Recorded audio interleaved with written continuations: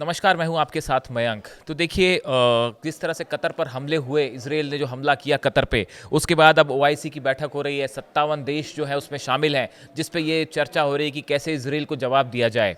लेकिन इस बीच दो चीज़ों की मैं चर्चा करना चाह रहा हूं। पहली चीज़ जो कि सब तरफ इसकी चर्चा हो रही है कि क्या ईरान की मिसाइल से अब कतर जवाब देगा इजराइल को।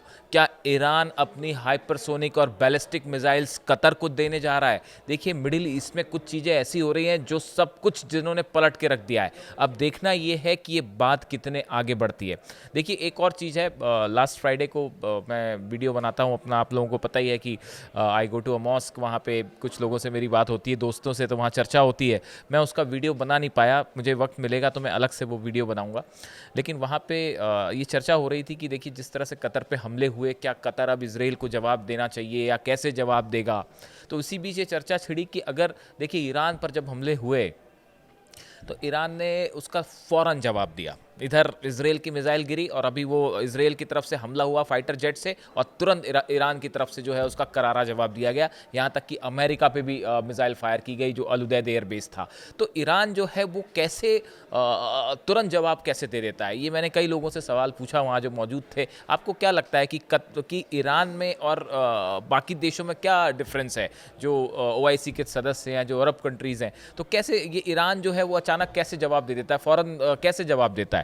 तो वहाँ मौजूद एक शख्स थे, उन्होंने मुझसे कहा, इंटरेस्टिंग बात कही, मैं शेयर करना चाहूँगा, कि खून में हुसैन की बहादुरी है, ईरान ने करबला से सीखा है, हुसैन वाला एक किसी से कम नहीं। देखिए, ये उनकी तरफ से जवाब आया, इसीलिए हमने थंब में भी इस टाइटल का इस्तेमाल किया है कि खून में हुसैन की बहादुरी है, ईरान ने करबला से सीखा है। वो शायद अली खामेनी साहब के लिए ये बात कहना चाह रहे थे कि जब भी ईरान को झुकाने की कोशिश हुई, दबाने की कोशिश हुई, तो भले ही ईरान अकेला खड़ा रहा, लेकिन उसने हमेशा मुंह तोड़ जवाब दिया, जंग का हौसला दिखाया।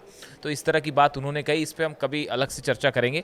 फिलहाल जिस बात की सबसे ज़्यादा चर्चा हो रही है वो ये हो रही है कि क्या ईरान अपनी मिसाइल्स कतर को देने जा रहा है। अब ये सवाल उठा कहाँ से। देखिए, ईरान के लॉ मेकर हैं मुज्तबा ज़ायरी, इनकी तरफ से कहा गया है, he has called on Qatar to expel US forces and host Iranian revolutionary guard hypersonic missiles to counter Israeli threats. इनकी तरफ से ये ईरान के जो लॉ मेकर हैं, सांसद हैं, इनकी तरफ से ये बात कही गई कि कतर को अमेरिका की जो फोर्सेस हैं उसको बाहर कर देना चाहिए, और आईआरजीसी जो है, ईरान की जो रेवोल्यूशनरी गार्ड है, इसको अपने आप तैनात करनी चाहिए, ईरान की मिसाइल्स अपने आप तैनात कीजिए।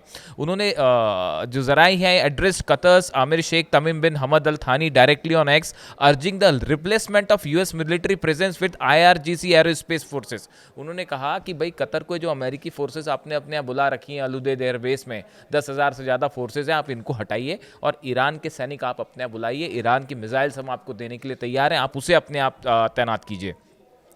वैसी जो मेजर जनरल मुसावी हैं ईरान के, इनकी तरफ से एक बात कही गई। उन्होंने कहा कि Iran vote Tehran will never hesitate to defend Qatar against Israeli aggression. उन्होंने कहा कि किसी भी तरह का इजराइल अगर हमला करता है कतर पे, तो ईरान बिल्कुल नहीं हिचकिचाएगा कतर की मदद करने से। अब देखिए, ये जो बयान आए, इसके पहले एक और ईरान के जो प्रेसिडेंट हैं महमूद पेजेश्कियान साहब, इनकी तरफ से भी ये बयान आया। उन्होंने भी एक बात कही थी कि won't deter but want a firm response to any further aggression, कि अगर कोई भी तरह का हमला होता है तो हम जवाब देंगे। और उन्होंने has showed full solidarity with Qatar. उन्होंने ये भी कहा कि हम कतर के साथ जो है पूरी एकजुटता के साथ करें, और सभी मुस्लिम देशों से, इस्लामिक देशों से अपील की कि आप मिल के इसराइल के खिलाफ कदम उठाइए। तो देखिए, ये जो 3-4 बयान आए जिसमें ये कहा गया कि अमेरिकन फोर्सेस को बाहर करिए, ईरान की आईआरजीसी कतर की सुरक्षा करेगी, ईरान की मिसाइल्स आप अपने यहाँ तैनात कीजिए, हम आपकी रक्षा करेंगे, हम आपको जवाब देंगे। अब देखिए, इससे दो बातें हैं। पहली बात तो ये है कि क्या ईरान अपनी मिसाइल्स वाकई कतर को देने के लिए तैयार है, क्या कतर इसके लिए राज़ी होगा जो ऑफ़र ईरान की तरफ से आया है।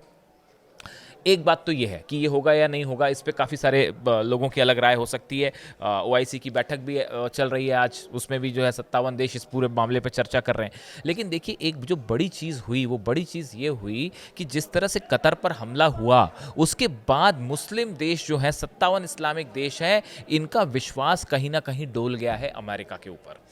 खासकर कतर का, कि क्या हमारी रक्षा करने के लिए वाकई अमेरिका है वहाँ पे, और जिस तरह से इसराइल ने हमला किया एलाई होने के बाद भी अमेरिका ने सही वक्त पे इन्फॉर्म नहीं किया, इसको लेकर काफ़ी सारा गुस्सा देखा जा रहा है, ऐसा कई लोगों की राय है। अब देखिए इस सिचुएशन में ईरान की एक एक्सेप्टेंस जो है इंटरनेशनल लेवल पे वो बहुत तेजी से बढ़ी है। आप देखिए जिस तरह से हमले हुए ईरान के ऊपर, ईरान अकेला लड़ता रहा, लोगों ने उसको क्रिटिसाइज किया, ईरान बार बार कहता रहा कि हमारी सॉवरेंटी के खिलाफ ये हमला है, हमारे आज़ादी के खिलाफ हमला है। अब वही हमला जब कतर के ऊपर हुआ तब सब लोगों को ये महसूस हुआ, कई कंट्रीज ये महसूस कर रही हैं कि वाकई ईरान सही था और ईरान के ऊपर हमले गलत हुए थे। एक इंटरनेशनल स्तर पर आप देखिए ये ईरान की स्ट्रॉन्ग डिप्लोमेसी का नतीजा है कि आज ईरान के लिए बड़ा समर्थन अंतर्राष्ट्रीय स्तर पर जुटना शुरू हो गया है। इसके अलावा आप देखिए कि ये जो बात है जहाँ तक कि कैसे जवाब दिया जाएगा, क्या डिफरेंस है ईरान में और दूसरे देशों में, इसको लेकर एक छोटी सी राय सामने आई है। कुछ लोगों का मानना ऐसा है, देखिए लंदन के किंग्स कॉलेज के स्कॉलर हैं, मिडिल ईस्ट एक्सपर्ट हैं एंड्रियास क्रेग, इनका कहना ऐसा है कि कतर जो है वो जंग नहीं करेगा और डिप्लोमेसी या कानूनी तरीके से ही वो इसराइल को जवाब देने की कोशिश करेगा। इसकी एक बड़ी वजह ये है कि अमेरिका एलाई है, अमेरिका से सुरक्षा की गारंटी लेते हैं वो, तो अमेरिका के खिलाफ नहीं जाएंगे। तीसरी बात है अमेरिका से रिश्ते खराब होने का डर होगा, इसलिए भी जो है वो शायद इसराइल पर हमला ना हो। इसके अलावा बड़ी संख्या में जो है वो हथियार दिए जाते हैं अमेरिका की तरफ से सऊदी को, कतर को, यूएई को, तो ये देश जो हैं वो फ़ौरन अमेरिका के खिलाफ जाने के और इसराइल पर हमला करने का फैसला नहीं करेंगे। दूसरा, ईरान के साथ कंफर्ट लेवल अब बढ़ना शुरू हुआ है, लेकिन अभी भी बहुत स्ट्रैटेजिक लेवल पर पार्टनरशिप नहीं है, इसलिए भी शायद ईरान वाला जो मिसाइल वाला ऑफर है वो उतना प्रैक्टिकल ना हो। और दूसरा जो विज़न 2030 जैसा प्लानिंग्स हैं यूएई की और सऊदी की जिस पे आगे बढ़ रहे हैं, इसके लिए वॉर शायद वो ना करना चाहें। लेकिन आप दूसरी तरफ देखिए ईरान में जब भी हमले हुए ईरान ने फ़ौरन जवाब दिया। इसका मुख्य वजह जो एक्सपर्ट्स बताते हैं कि इस्लामिक जो रेवोल्यूशन थी, वो इस्लामिक रेवोल्यूशन के जो प्रिंसिपल्स हैं उस पे आधारित है ईरान की फॉरेन पॉलिसी और ईरान की नीति। ईरान ने किसी भी तरह का जो उसके ऊपर सैंक्शंस लगे उसे अलग थलग करने की कोशिश की गई, इकोनॉमिक सैंक्शंस लगे उसकी कोई परवाह नहीं करी और बेबाक होकर हमेशा जवाब दिया। इसके अलावा जो हथियारों की बात होती है, ईरान ने रशिया से हथियार मिले हैं, चीन से मिले हैं, लेकिन ईरान ने अपने खुद की हाइपरसोनिक मिसाइल्स डेवलप करने में तेज़ी से आगे बढ़ा है, अपने खुद के हथियार बनाए हैं ईरान ने, उसको बहुत ज़्यादा दूसरे पर निर्भर नहीं रहना पड़ता। ये भी एक बड़ी वजह, जब आपके पास खुद अपने कंट्री में बनाए हुए हथियार होते हैं तो आप किसी देश के दबाव में नहीं आते। इसके साथ ही आपने देखा होगा कि जहाँ तक फ़िलिस्तीनियों की मदद करने वाली बात है, ईरान ने बड़े खुल के फ़िलिस्तीनियों का समर्थन किया और उसके लिए फिर जो परिणाम भुगतने पड़े, जब स्ट्राइक हुई, 12 दिन का युद्ध हुआ, तब भी ईरान ने जो है किसी तरह के दबाव में अली खामेनी साहब नहीं आए और वो उन्होंने बेबाक जवाब दिया, चाहे अमेरिका खिलाफ हो, चाहे अरबियन कंट्रीज़ खिलाफ हो, चाहे जो है वो इसराइल की तरफ से हमले हो रहे हों, बट ईरान अकेला लड़ता रहा लेकिन फ़ौरन जवाब दिया उसने। शायद ये इसी वजह से वो भाई साहब जो कहना चाह रहे थे कि खून में हुसैन की बहादुरी है और ईरान ने करबला से सीखा है, हुसैन वाला एक किसी से कम नहीं, इस तरह की जो बात है वो शायद इसीलिए कही होगी उन्होंने। अब सोशल मीडिया पे मैं देख रहा था इस तरह की बातें कही जाती है कई जगह।